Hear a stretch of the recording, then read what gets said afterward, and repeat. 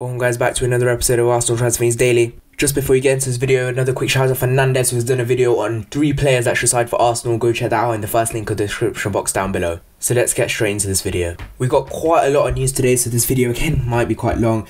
But the first bit of news is a bit of hope on Dani Ceballos. Obviously he has been so good for us since post-lockdown. And Arsenal apparently now back in talks with Real Madrid to clinch Dani Ceballos there and transferred. Arteta desperate to get him back. Arsenal reportedly locked in talks with Real Madrid as they try to extend Dani Ceballos' loan deal. Mundo Deportivo claims Mikel Arteta is desperate to keep hold of the Spanish midfielder this summer thanks to a strong showing after the restart. Ceballos, who is now 24, has settled into a good partnership with Granit Xhaka when the Premier League came back from the coronavirus lockdown, and he has played the entire 90 minutes of Arsenal's 2-1 win against Chelsea in the FA Cup final. However, Ceballos' loan from Real has now come to an end and he expects to report back for duty in the Spanish capital ahead of the new league season. Real are not expecting to keep Ceballos due to their overwhelming options in midfield. But there were rumours coming out a week ago, or a week or two or so ago, that they wanted to keep Ceballos because they weren't going to sign many players, obviously because of the impact that this pandemic has had on them. Obviously, they have also recalled Martin Odegaard, which could mean that they could get rid of Ceballos, but they are understood to be looking for a Bauer, but Real Betis reportedly keen. But apparently, there's more news claiming that Ceballos would rather go to Real Betis. Now, as you guys all know, a few years ago, he did sign from Real Betis to Real Madrid, but he does favour a move to Real Betis because it is a club so close to his heart. You know, it is probably his favourite club. But yeah, they are apparently Real Betis haven't really made a move for him yet. They do have Nabil Fekir in that position, so will Ceballos get into the team? I'm not too sure. But Arsenal do not have funds available for a permanent deal, which is what the report from Mundo Deportivo is suggesting. But they're hopeful of persuading Real to let Ceballos enjoy a second season at the Emirates. But there could be a potential for a permanent fee to be struck in 2021. Ceballos, who made 36 appearances in total last time, only scored 2 goals, one of them being a very important goal to for Arsenal to go into the Champions League not Champions League semi-final, FA Cup semi-final. I'm just recording this after the live stream, so yeah, he was very influential in trying to get us that winning at Sheffield United to get us into the semi-final of the FA Cup. In that quarter-final, he was very good. Arsenal notoriously short on cash apparently after laying off 55 members of staff while completing a 3-year deal for veteran midfielder Willian on a again, the wages are so uncertain. Some are saying 100,000, some are saying 220,000. And bringing a player of Ceballos' quality to North London on loan would represent a major coup for Mikel Arteta, especially, as I've just said, with the funds not being too much available. A loan would be very good for Arsenal, as we did last season. But I think a loan with an option to buy would be much better for Arsenal. It would really help them going forward. Maybe if Arsenal, you know, if Ceballos does get us into the Champions League next year, maybe it does help Arsenal maybe to get the funds available to try and get him on a transfer. The transfer fee for next season, or if Arsenal do have the cash to sign him on permanent this year, would be around £30 million, I do believe, which is what sources have said. Around £30 million would be enough to get Ceballos to Arsenal on a permanent deal. I think that is the kind of price we would have to pay next season to try and sign him again. But I think we have to put an option to buy, because if he really explodes on the scene next season, plays so well, Real Madrid will just say, oh, we'll have him back.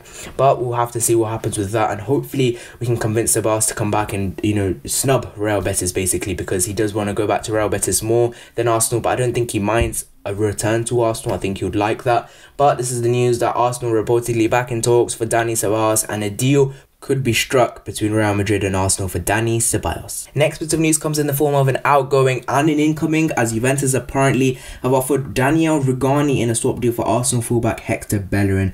Juventus are reportedly offering Daniel Rugani to Arsenal in exchange for Hector Bellerin. Bellerin, who's an interesting prospect for Juve, who are looking to regenerate their squad after missing out on the Champions League semi-final after crashing out to Lyon. Bellerin is an interesting prospect for Juve as well, because you know, Danilo isn't very good. You know, he did come in a swap deal for Cancelo, so Juve are looking to ship Danilo out as well, but they are looking to bring in Hector Bellerin. And according to Tuve Juve, that's a pretty good name for a source, and they are in Italy obviously, and Juve will offer centre-back Rugani in a deal for the Spanish international. Rugani, 26, just started 2 league games for the Bianconeri the past season. The Italian has been linked with moves to Chelsea, Wolves and Leicester City. So my thoughts on this deal is that Hector Bellerin is a player we need to ship out. He's just not consistent enough, and I think shipping it off to someone like Juventus could generate a few funds.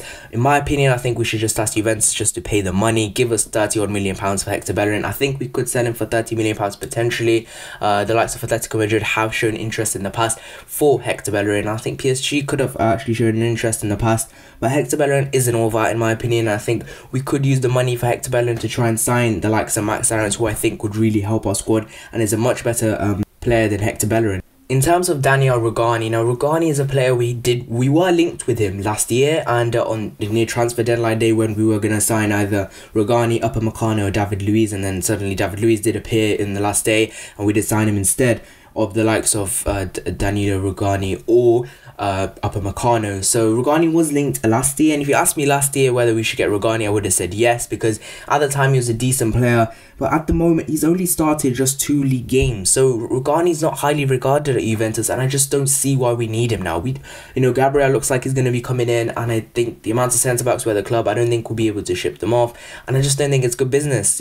If Juventus really want him, they'll stump up the cash hopefully, and that's the only way we'll get him. But I just don't think Rugani would be a fit. He's more of a fit for the likes of Wolves, I think, maybe Leicester City even, but I just don't think we need Rugani right now. Maybe last year on loan when we were linked with him, I did personally say myself that we should go in for Rugani, especially if it was a loan deal, but I think Hector Bellerin is worth around £30 million. I just don't think Rugani is worth that much, and I think we should try and sell Hector Bellerin instead of trying to put him in a swap deal for Daniel Rugani. So that is the news that Juventus have reportedly put Daniel Rugani in a move for Hector Bellerin, who plays for Arsenal obviously, and in a bid to try and rejuvenate their squad this summer. Next bit of news is also on Juventus, as apparently their transfer chief Fabio Paratici is reportedly jetting into London to try sign Lacazette or Raul Jimenez. Now we are looking on the side of Arsenal, and Lacazette has been linked to Juventus quite heavily this summer. He's also been linked with Atletico Madrid, but Juventus looks like they've shown the most interest, especially after Andrea Pirlo has been named as Juventus manager.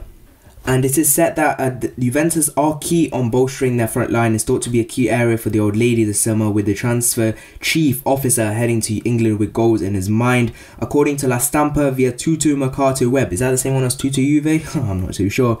The 29-year-old has emerged as a candidate for the Serie A champions across the Italian media, with certain outlets detailing a potential swap deal. We did talk about this a week or so ago, that Higuain, Costa or Romero, who is another centre-back of Juve's, are all reportedly on the table should Arsenal be content with an exchange proposal. The price tag that Arsenal were proposing to Atletico Madrid, that Arsenal could propose to Juventus, is £30 million, and it's thought to be the price tag held on the Frenchman's head after 12 goals last season, should Arsenal keep hold of their man amid Pierre-Emerick Aubameyang's future also being sorted. Juve have another Premier League forward in mind, which is Raul Jimenez. We're not going to go into him too much because obviously we're on a Wolves channel. We're going to talk about Alexandre Lacazette. In my opinion, I've said this many times, I think if we get the right money for him, we should sell him. I'm not going to be someone who says we should force him out or anything. I think if a club comes in for him, they come in with the right offer, £30 to £40 million, which is what Arsenal want, we should get rid of him. And if the right swap deal comes in for the right players we need, I think we should try and sign him. I don't think Higuain would work, I don't think Costa would work, I don't think Romero would work. Again, Romero is a centre-back, and we are looking at centre-backs, but in my opinion Romero is just not experienced enough, and I think would be better off with someone like Gabriel. Again, if you want to put Lacazette in a swap deal, give us Dybala. Give us Dybala instead, innit? But I don't think Dybala and Lacazette are on the same level in terms of the price, but who knows, this is football, anything can happen. So that is the news that Juventus chiefs, or the transfer chief, Paratici, has reportedly jetted into London, into England, to try and do deals for Alexandre Lacazette and possibly Raul Jimenez as well. Next bit of news is on Sokratis. Now, obviously, as you guys know, we're just going to rewind a bit and say Gabriel. Obviously, Gabriel was linked with Napoli, and now Arsenal have swooped in. It looks like they have signed Gabriel. I've said this already, loads of guys are saying, we'll see it when we believe it, we'll believe it when we see it. And because I've said, this is done, I think this is done. But Napoli are apparently in talks with Arsenal for Sokratis. Papastatopoulos. Napoli have expressed an interest for him. The Greek defender, who is 32 years old, is among a raft of senior players built up by by Gunners boss Mikel Arteta, as Arteta seeks to overhaul his squad this summer. Italian transfer expert Alfredo Pedula reports Napoli have expressed an interest in Sokratis. The Azzurri are in the market for a new centre-half and also keen on Leo defender Gabriel, which we have also said, and our Arsenal's radar, and reportedly Arsenal have come in front of Napoli to try and sign him. Napoli have, in this report said, just kicked off negotiations, but the clubs are far apart on a price for Sokratis. But I do think we should try and offload Sokratis. He is in the last year of his contract, and I think any sort of fee for him would be really good. He is on quite high wages. I'm pretty sure he's on 100k plus, so getting those wages off the book could help us try and secure deals for maybe Thomas Partey, go towards his wages, maybe Gabriel's wages, or maybe even the likes of Philippe Coutinho. If we sign him, maybe it could go towards anything else we're doing this summer. So in my opinion, I think it should be a no-brainer to get Sokratis off the books this year, and the fact that Napoli have come in means we could drive the price up a bit, but who knows?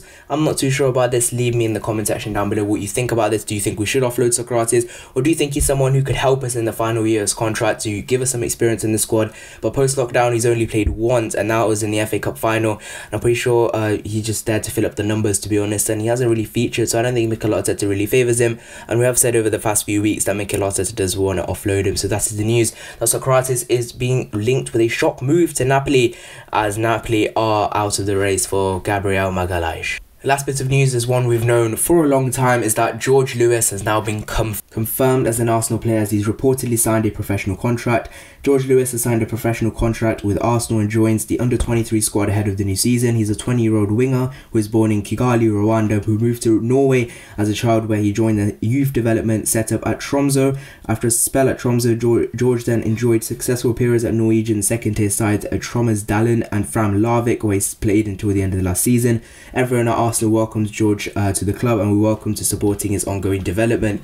Now, along with George Lewis, we've also signed another player who was released by Tottenham, and he goes by the name of Jonathan Dinzei, who we've signed from Tottenham. He was released by Tottenham and we've picked him up again. So these players that we're picking up, Tim Akinola, George Lewis, Jonathan Dinzei, they are signing as part of a process that could mean that we are signing these sorts of players from abroad, and not abroad, but players that have been released by academies as well, and we are bringing them to our youth setup, and hopefully these players can help us do really well in the youth academy, and then probably brought into the first team and probably sold on for some cash. So maybe this does look like a good process we are building up. Again, I'm pretty sure it was the end of May I made an announcement video on George Lewis, that because he had signed for Arsenal then, it's just been announced now. So that's the news. We have signed George Lewis from Tromsø, Frank Larvik, it's one of the two, on a free transfer.